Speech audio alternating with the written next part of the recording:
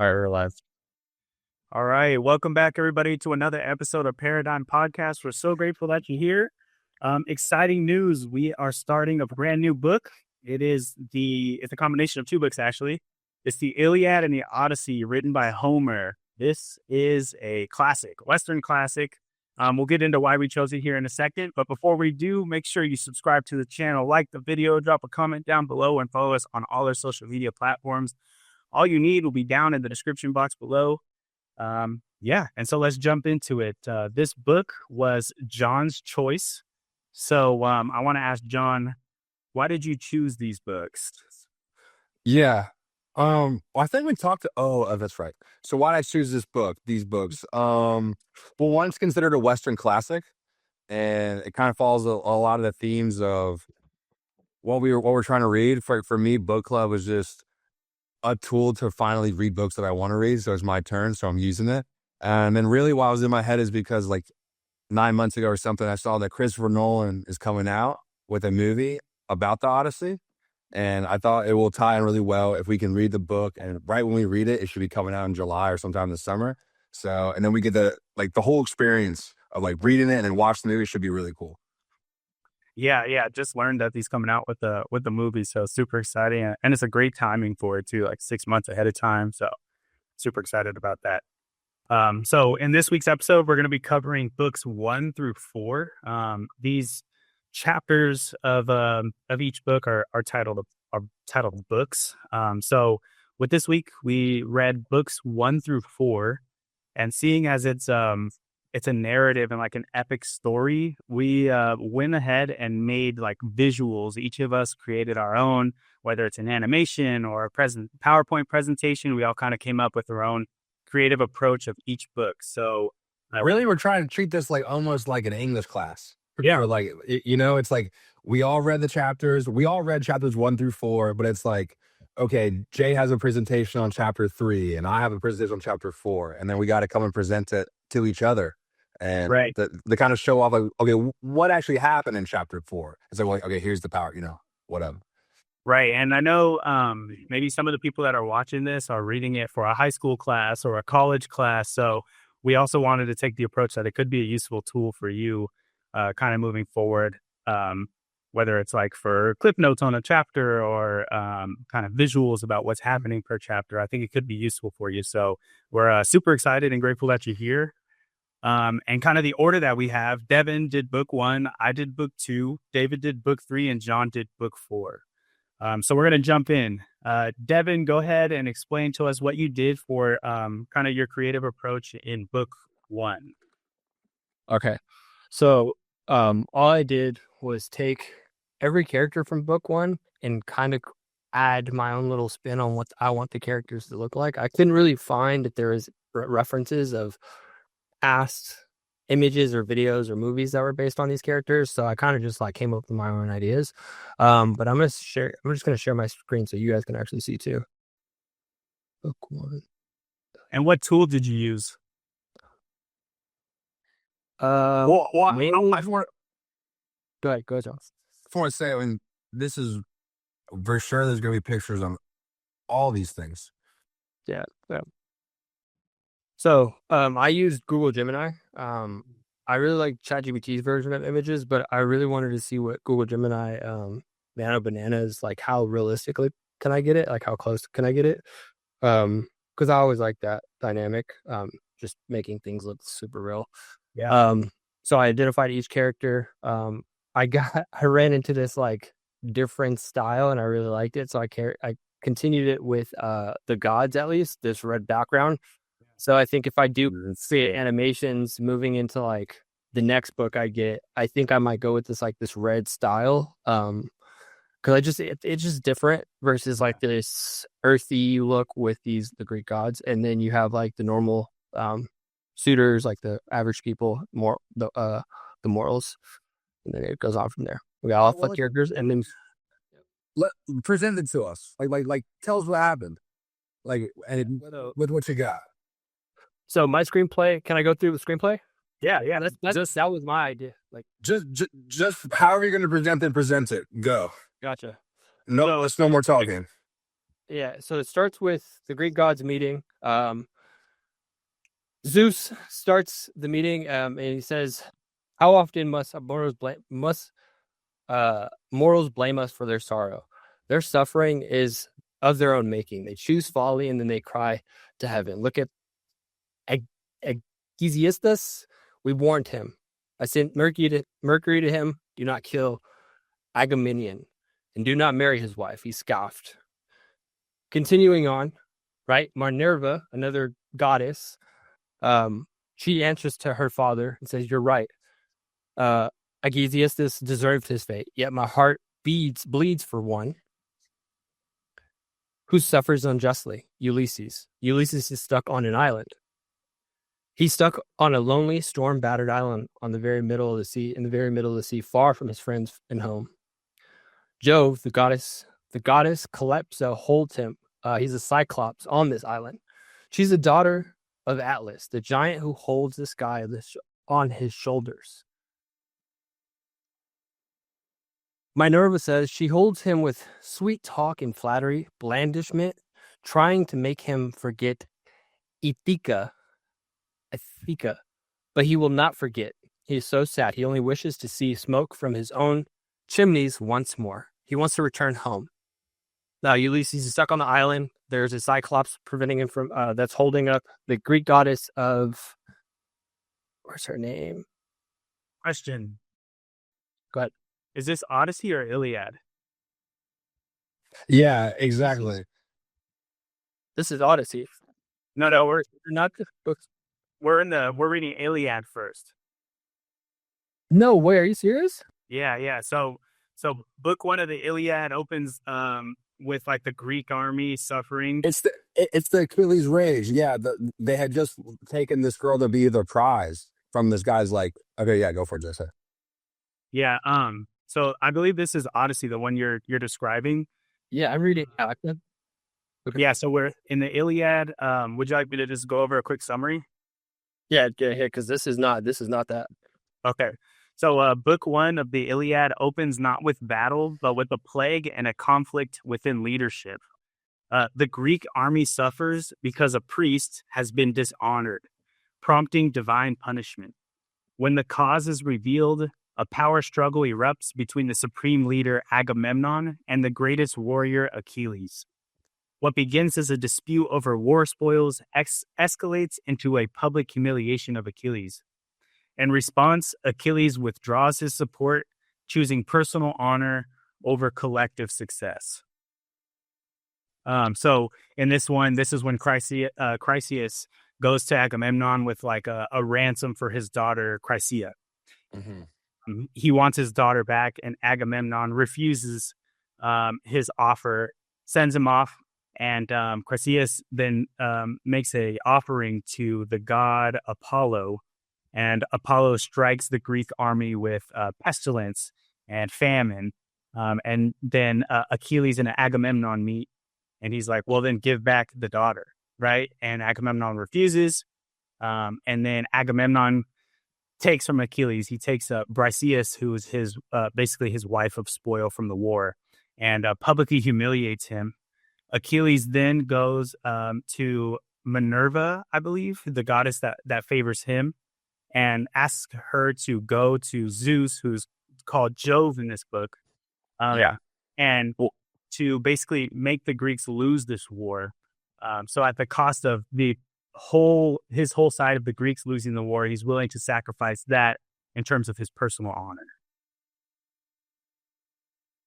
And okay, so let's talk about that. Like it's setting the tone for what's happening. So there's two dramas going on. Okay, there's the drama on the human realm. Okay, and what are the things that cost? Pride, honor, status, all these things, right? And the reflection is the gods aren't all in agreement to taking sides in the human realm. So it's the reflection of the gods, like the gods' interest in the humans is a reflection of like really their humanity, like their obsession with humans is like kind of giving them a humanity, because it's setting the stage as there's going to be different power struggles within the gods too about like, do we help them, do we not help them, why do you want to help these people so much, blah blah blah. So right. Okay. Yeah. So in the beginning, we see kind of this fracture among the Greeks with Achilles' camp and Agamemnon. The Agamemnon being the commander of the Greek armies, basically were 10 days before the end of the Trojan War. So this is kind of setting the stage for what's to come. And the book, I like the ending of it because like the book ends with the gods feasting on Olympus, laughter masking deep conflict. So like it ends, the gods all are in agreement, but it ends like at a big feast, and you're like, it's kind of setting the stage of like, why are the gods so interested in humans? It's because like, well, humans made up these gods, you know. So they're yeah, and then they get to kind of decide the fate. So they think, but that's the thing is like they don't get to decide the fate necessarily, but they have influence on the human fate. And then the humans, they also agree that gods have influence on their fate because like if they see bad omens, they won't do that, or these other things are going to start popping up, right? Or the gods kind of like throttle a little bit fate to make something happen. And we'll see that in the next couple of chapters. Yeah. All right. I'll jump into book 2. I had book 2. I'm going to share my screen here. Give me 1 second. So this is book 2 of the Iliad. And I will share this. Okay, I'm going to go ahead and say this for everybody. Jay got the suckiest book to present on. Okay, if anyone's read the Bible, this is like the genealogy section of the Bible. It's literally the great musters of armies. And it's just talking about armies. This guy there's a little bit of story in the beginning. Yeah. This guy had these many guys, and this guy had these many guys, and he had a boat. Leaving online, but Jay to tell y'all. Yep, exactly. Okay. So this is book 2 of the Iliad. Like John said, it's kind of a chronicling of the various armies and warships that they have, and various tribes that are within the army. So my approach was originally, I was like, let's look into animations using AI. I tried one, it cost money. So I went and tried another one, it cost money. And I said, fuck all that. I'm just going to make a presentation. And I actually wrote that in my notes. I said, fuck all this. I'm just going to make a PowerPoint presentation. So with that, I used ChatGPT to create some images, and kind of the artwork that I was going for was a like painting style that had like tattered and muted colors, and kind of resembled artwork of the time. So that's kind of my approach with this. So let's start. So while the Achaean army camp sleeps, Zeus alone remains awake, turning the fate of gods and men over in his mind. He resolves to honor his promise to bring suffering upon the Greeks and glory to Achilles by granting the Trojans advantage. But Zeus does not descend in thunder or fire, but instead he chooses deception. He sends a lying dream to Agamemnon. The dream takes the shape of a trusted counselor and delivers a message filled with confidence. The time has come. Troy will fall if the Greeks attack at once. Encouraged by this divine assurance, Agamemnon wakes, convinced that victory is finally at hand. At dawn, he rises and calls the leaders to council. He shares the dream, presenting it as a promise from Zeus himself. Yet, instead of commanding the army forward, Agamemnon decides to test his men. Before the assembled group, he declares that the war has failed, that the gods no longer have favor of them, and suggests that they abandon Troy and return home. The test backfires and the soldiers erupt with relief and joy. Years of hardship break their restraint. They rush toward the ships, eager to flee the plain of Troy and escape the endless war. Discipline collapses in an instant. The great expedition nearly dissolves without a single blow struck by the enemy. Seeing this chaos, Hera, the goddess here on the left, fears that the war will end in disgrace, and so she urges Athena, the goddess here on the right, to intervene. Athena descends swiftly and seeks out Odysseus, the most cunning of the Greek leaders. She places her authority in his hands and commands him to restore order. Odysseus moves through the army like a steady current. To the kings and nobles, he speaks with respect, reminding them of prophecy, honor, and destiny. To the common soldiers, he is stern, rebuking their panic and reminding them of the oath they swore and the sacrifices that have already been made. Slowly and reluctantly, the tides turn, and the men abandon their ships and return to the assembly. One voice alone continued to disrupt the gathering, Thersites, a bitter, misshapen, and resentful man. He mocks the leaders openly, accusing Agamemnon of greed and hypocrisy. His words sting because they contain truth, but his manner defies order. His appeal was, why should we go to war when Agamemnon takes all the spoils for himself? Achilles is a much better man than he. Odysseus strikes him down and silences him, restoring hierarchy. The army laughs and discipline is reasserted, but at the cost of exposing how fragile unity truly is. With order restored, Agamemnon addresses the group again, this time calling them to battle. Leaders rally their contingents. The army reforms, shield by shield, rank by rank. At this point, the poem and story slows down, and we start the catalog of the armies and ships. The poet calls upon the muses, asking for divine aid to name every people, every leader, and every ship that has come to Troy. What follows is the great catalog of ships, a sweeping account of the Greek forces, their homelands, their kings, and their numbers. The war is no longer a struggle of a few heroes, but a vast human undertaking, drawing banners of the Greek world. The Trojans, too, are named, their allies, their leaders, their lands, revealing that this war is not just a clash of good and evil, but of an entire civilization, or of entire civilizations, bound by oath, pride, and fate. Book 2 ends not with combat, but with scale.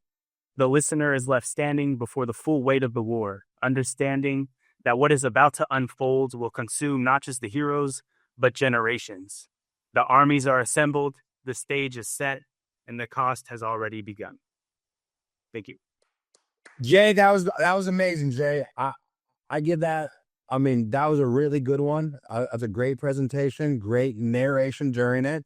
This is exactly what I wanted to see when I set out to like do these types of things. Like, I thought that was a great presentation. How you talked over the pictures, and I love how the catalog looked to me something like in a Skyrim video game. A great way to facilitate all the information in a way that's easily consumable. That was a good job, dude. Super solid. Thank you, man. Thank you. Yeah, I had a lot of fun making it. Like at first, when I was using the other AI tools, I was like, man, this is a lot of work. Why don't I just create images and read the story and present it, and then just give the images, kind of like those references, you know? So I was like, this should be a lot easier. I can make like 10 to 16 slides or whatever. And yeah, I mean, artwork came out beautiful. So yeah, that was a lot of fun. That got me excited to fucking show you, and for the jump back in too. Like, but yeah, because that was awesome, bro. Good job. Hell yeah, man. Thank you. All right. So we'll go ahead and jump into book 3. David created this one. If you could walk us through kind of your creative process and what you decided to use.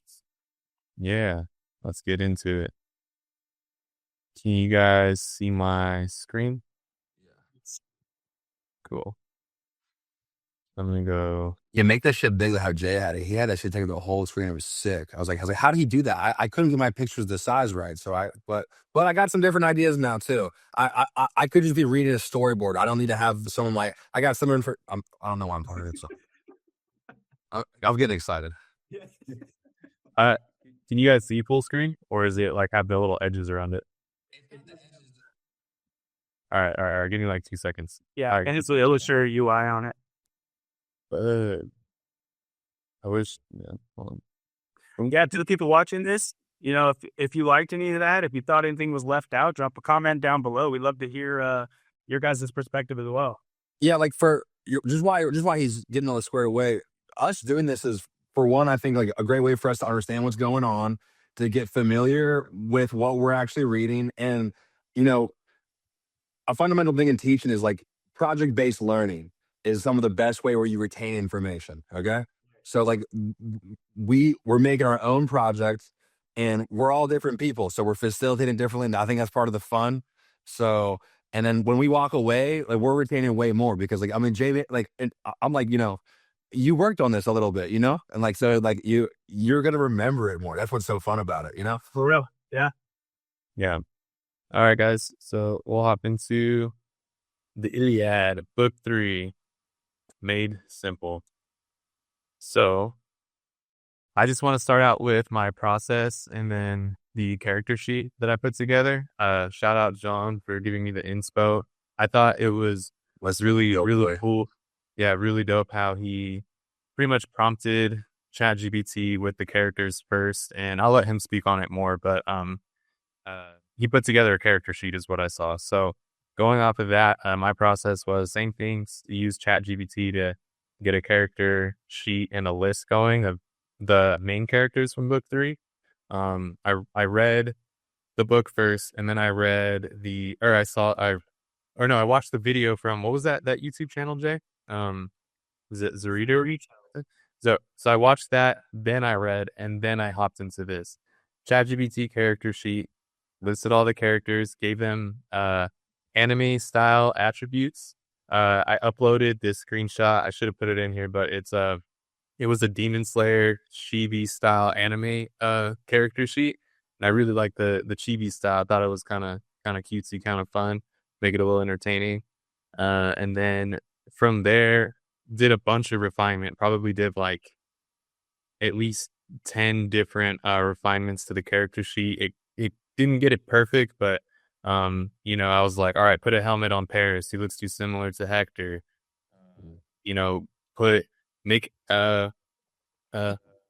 all the Trojans in red, make their Achaeans in blue, and then make the gods feel more celestial, give them like blue aura. So I kind of just treated it as like a video game too. I was like, how do I want the characters to each look individual? And then I just, at the end of the refinements, when I thought they were up to par, I just organized them by the Trojans, Achaeans, and the gods. So we'll hop into it. Scene 1. Trojans and the Greeks face off. So at the start of book 3, both armies finally meet face to face. The Trojans march out from their city, while the Achaeans are already waiting on the open plain. The battlefield sits between Troy and Greek camp. Everyone knows this could turn into another massive fight, but there's a sense that something different might happen this time. So, yeah, the Trojans march from the city. The Achaeans wait on the plain. Both sides prepare for battle. Paris steps up. I'll just read the little sentences here. I literally made these, so I made like a little outline, but let's keep it simple, keep it on brand. Paris steps up. Paris walks out ahead of the Trojan army. He challenges the Greeks to a duel. One man will fight to end the war.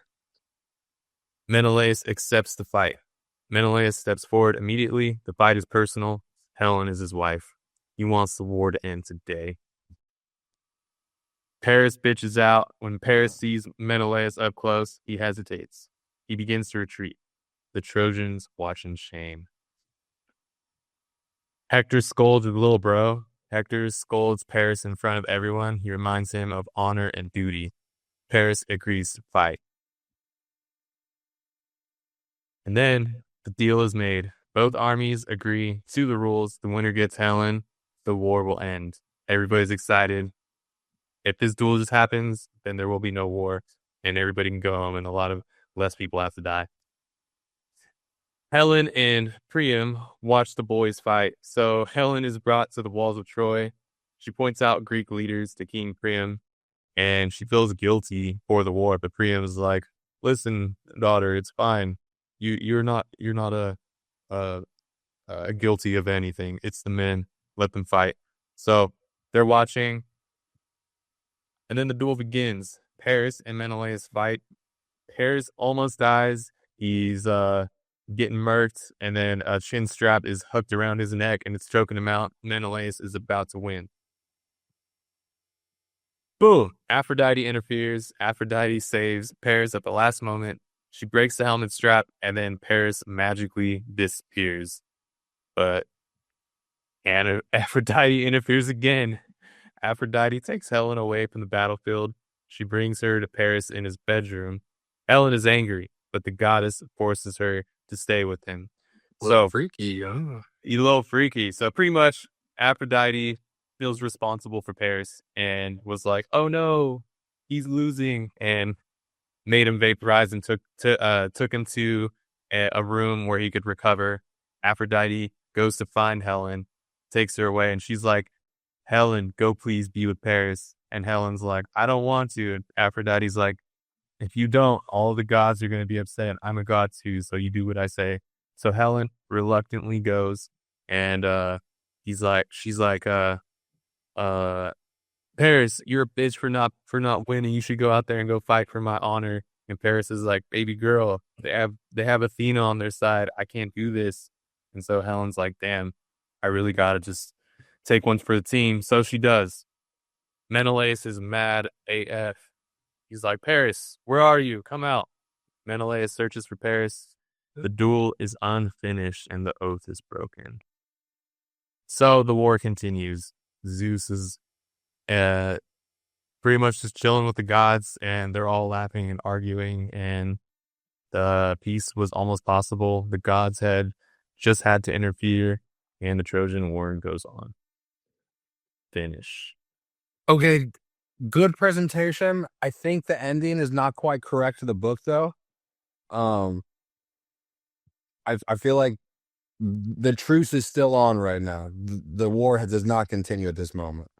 Yeah, Agamemnon's like, well, then you guys lost because here. Yeah, Well, give me my shit.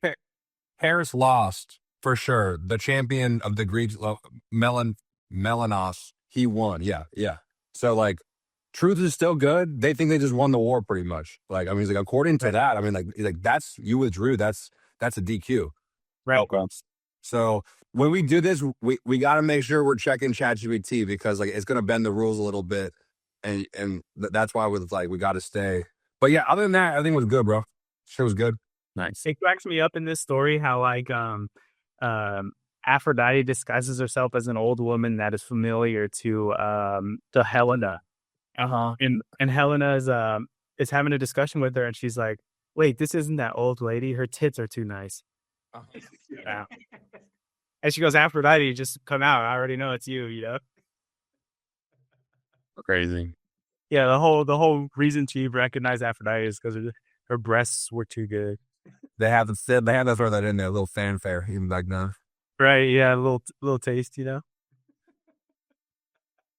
Yeah, but overall, I had a lot of fun building it together. It was kind of cool seeing all the scenes come together, and it like literally felt like a video game or something. I was like, whoa, this is cool.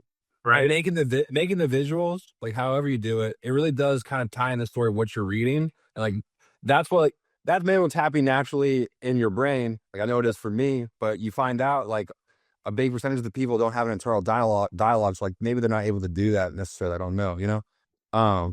So yeah, that was good. Yeah, man, I love the artwork. The you could see kind of the Demon Slayer look into it, and you could see like what is it, Clash of Clans? Like you can see like the Foot crashers. Yeah, so that was beautiful art, man. I loved it. That was great. Thank you. All right, let's send the next one. Can we pull it? Can we pull it? Oh, sorry, we're not done. You want me to present for you, right? Yeah, can you? Yeah. So John has book 4. So he'll walk us through his creative process and show us his presentation.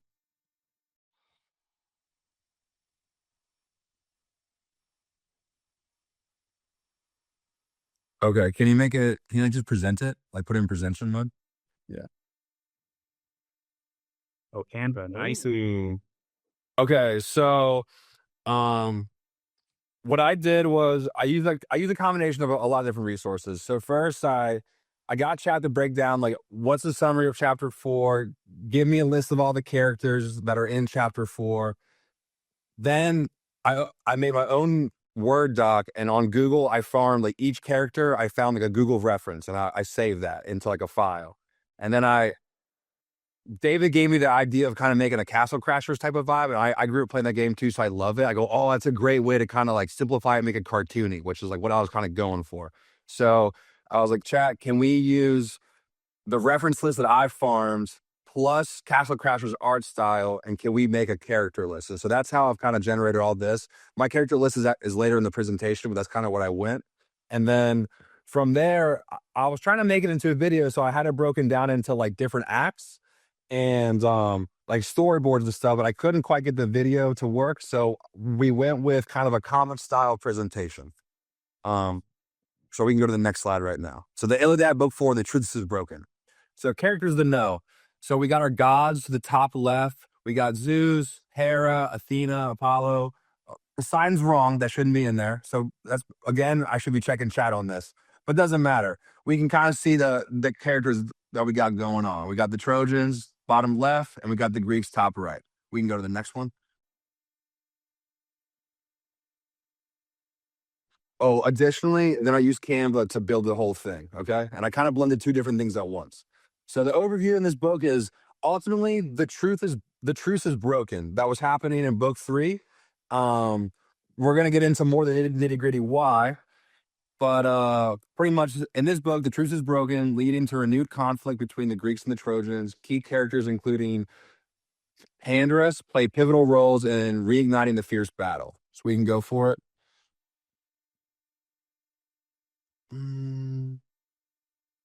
Okay, after the duel between Paris and Menelaus in Book 3, the war seems ready to end. Menelaus has clearly won, and both armies agree to a truce. Helen should be returned, and the fighting should finally stop. But peace does not last. The gods decide the war must continue. On Mount Olympus, the gods gather to debate Troy's fate. Zeus considers allowing the war to end. Hera and Athena, who hate Troy, demand its destruction. Hera pressures Zeus, accusing him of favoring Troy. Zeus finally gives in and allows Athena to restart the war. Decision is made, Troy must fall, and humans will pay the price. I'm about to look at it on my screen so I can just do it easier. Next. Or yeah, next.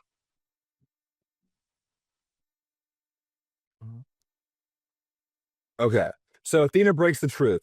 Athena descends to the battlefield disguised as a mortal. She finds Pandarus, a Trojan archer, and tricks him into believing that Apollo favors him and that a single arrow could bring him glory. Pandarus shoots Menelaus, breaking the sacred truce. Menelaus is wounded and his blood spills on the battlefield, but he's been saved because another god's Loki watching his back, okay? And so the arrow, the god of the last minute kind of moves the arrow and it hits apart. It hits like 3 layers of armor and like the belt. And so it's just a little bit of blood, but that's it. The war begins again. Agamemnon rushes to Menelaus' side. The healer, Machaon, treats his wound, and Menelaus will survive, but the damage is done.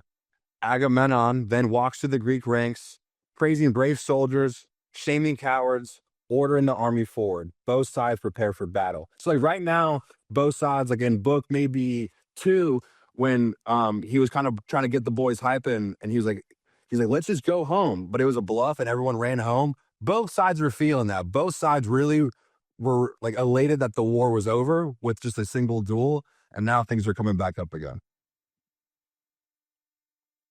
The armies clash, the truces end, the gods have chosen war, the armies advance, the battlefield erupts once again in violence, and the Trojan War truly begins. Okay, and so along with the presentation, I tried making, this was when I was trying to make the video, I made kind of a comic book that kind of just walks us through what it's like. And so this is another view of the same story I just told, okay? So, the Iliad book 4, perhaps we should finally let the war end. After all this, absolutely not. Do I have to read all this or we can just see it, right? Fuck it. Yeah. All right. Let's give it to the next one. Oh, real quick before we go. So it shows the truth. It shows Athena changing into immortal, talking to Pandarus, and kind of getting him to take this first strike, which will ultimately break the truth. Okay. Here he goes. He's locking and loading. And he fucking lets that thing fly. Okay. Next one.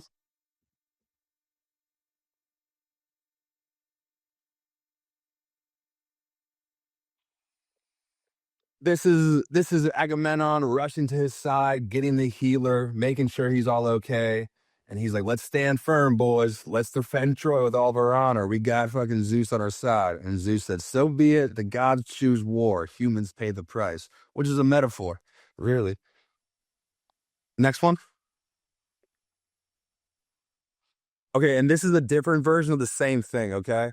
I kind of like this one because it shows previously in the Iliad, and it kind of branches really off of well with what David just did. And this is kind of just a little bit of a darker tone, more video gaming, and I think that's really it. Yeah. Nice. So Nice. Yeah, I like the comic book look. That's fun. Like you could follow it like a manga, you know? Yeah, that's kind of what I was going for. When I was talking in the chat, I was like, make it like a manga or a comic. And what I thought I was gonna be able to take this comic and turn it and make it animated, like just how you would with an anime. Right. yeah, Nice. All right. So what you guys learn? Are you gonna make any changes moving forward, like maybe in 2 weeks or next week's presentation? yes. Yeah. Yes, I'm gonna make some changes. I mean, I liked yours a lot, Jay. As a viewer, I thought that was the best one personally. So Like narration on top of images. narration on top of images. I personally like my comic book style. If I can, but also the comic book style, it makes it too short the information, and that's why I made a presentation that preceded the comic book. So, maybe I think I want to continue to do both those things, but make my information slides in the front end maybe similar to how you did. With maybe I'm reading something, and then with like the picture that kind of shows. As a viewer, I really thought I was like getting the story, so that was good. And then I want the comic books just because I think it's another fun way to do it. Yeah. Yeah, it's a fun approach. I think for me, I'm going to maybe provide a little bit more detail on the bullets. I think it was like oversimplified and there's some like cool things that maybe got overlooked, but I do like the style in which it's going. I might switch it up just a little bit, because I did like how the style in which you were presenting, Jay, just felt, and even some of yours, John, like it felt more cinematic. You know, mine was like cartoon and it's like bloop, you know, but yours was like I could hear it's like watching the History Channel or some shit. You know what I mean? Yeah, If you want that element. the realistic style too. That's why it's like the war scene, like when the guys are fighting. You're like, okay, like that's really what's fucking happening. Like this shit's war. Like it's not a cartoon. You know, so that's why I couldn't decide what I wanted to do. So I was like, just like look what I did. You know, like let's take a look at it. Yeah, and I mean at the end of book 4, like the writing, the imagery was brutal. You know, he says, you know, he fell on the ground on his back, and then his neck froze. His organs were ripped out of him. Oh, he talks about his organs getting ripped out of it. Oh shit, bro, she's over there, dude. Fucking Greece and Troy's are like literally going at it over to Helen, and she's a fucking whore, bro. Like you know what I'm saying? Like she's already married and her husband won, and she's like, dude, I gotta fuck the bitch, dude. Like I was like, bro, let Helen die. Let the boys go home, bro. War's over. Get Macedon a new girl, bro. Yeah, it's so crazy to think like back in the days, Viking times or pre, you know, way back in like Trojan era, like the women were just kind of like, all right, I won. You come with me, you're mine. Like Genghis Khan times, it's like, all right, You guys not like that now, am I right? well, yeah, that was a fun exercise. I look forward to continue doing that. For the viewers, if there's an artistic style, drop that down in the comments below. We would love to entertain those ideas and kind of develop and build kind of our presentation style moving forward. This is just the first presentation of many to come, including the Odyssey, the book Odyssey. So we'd love to hear your thoughts. So drop those down in the comment box below. Before we wrap things up, I kind of wanted to ask you guys, what are your initial thoughts on the book so far? Okay, well, many people, since I've been telling them I'm reading this, and I work with like, you know, he teaches AP English for like seniors and stuff. So like, this is very much his curriculum in a way. He's like, everyone says the Iliad is like a terrible read, that like you should skip it almost. And like I showed him what we're doing. He goes, that's probably a better way. He's like, you're probably explaining Iliad better than the fucking book does. So, I think that what we're reading right now is known for not being the most easily consumed writing. But I think we're doing a good job at taking it in, taking a stab at it, and making it extracting information out of it in a good way, you know? Yeah. I agree. Yeah. My my thoughts are that I do like the Iliad, like you said, John. I think it's really interesting to have the gods have their own play going on, and then the humans having their own thing, and then why they're like kind of intertwined, and the gods are just kind of like, yeah, but we're gods, so it's like kind of like fate almost, but the humans are just suffering so much, but the gods are just like it's just strife, you know. So it's like I do like that. I think it's really interesting so far. I love the two drama aspect going on. And it's again like the gods don't have full control over the humans, right? But like they can throttle it, but the humans, like that guy almost killing Paris was enough to throttle the gods to act. Right now? So like who's got control over who? Who's more dependent on the other? You know?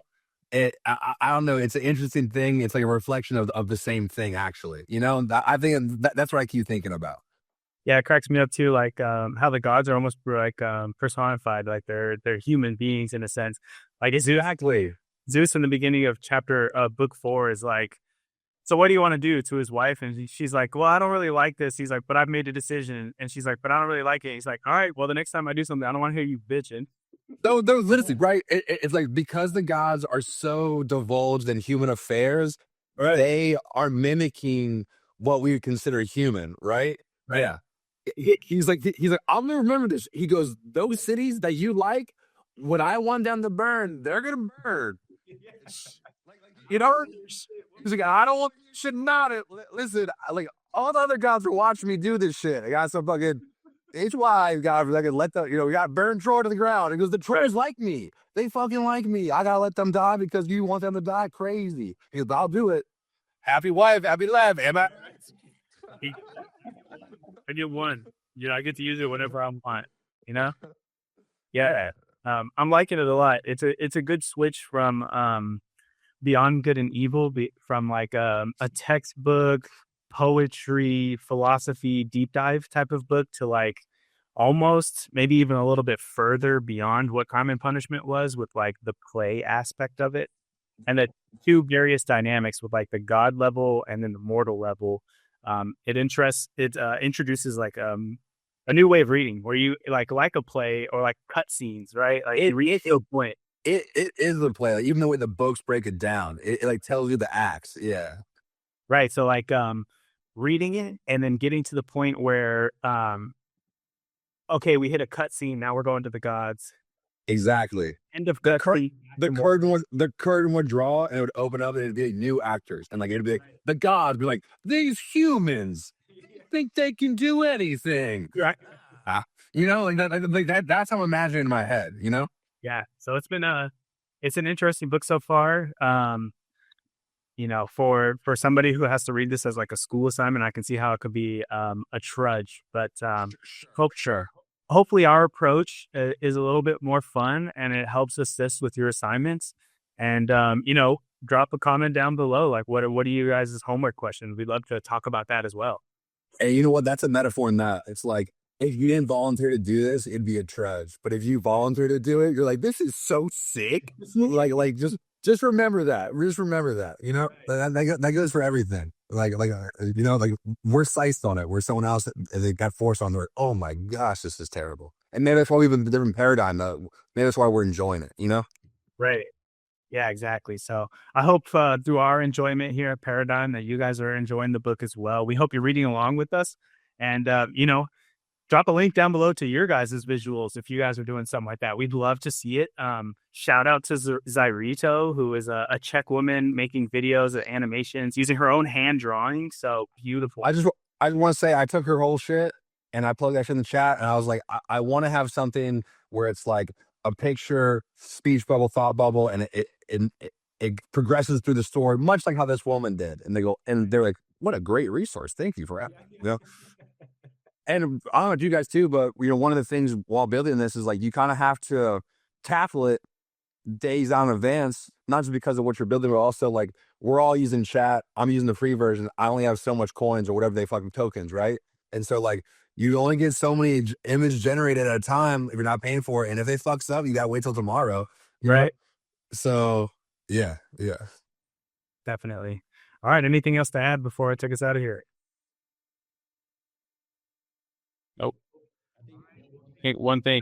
I think what I was thinking about is we're finding our format right now with how we're reviewing this book together and how we're each individually kind of like having our character style and using AI to do something. And I think we're on to something here is all I'm saying. Because by the end of this book, we're going to see the progression of how we analyze information and then turn it into a story visually. So I'm stoked. That's all I wanted to say. Me too. Like just that is like it's like three birds, one stone. You know, we're like playing around with like how to do something like this for funsies, and we'll all get the wild away with it. Our presentations at the end to then make the Iliad and the Odyssey presented by Paradyme.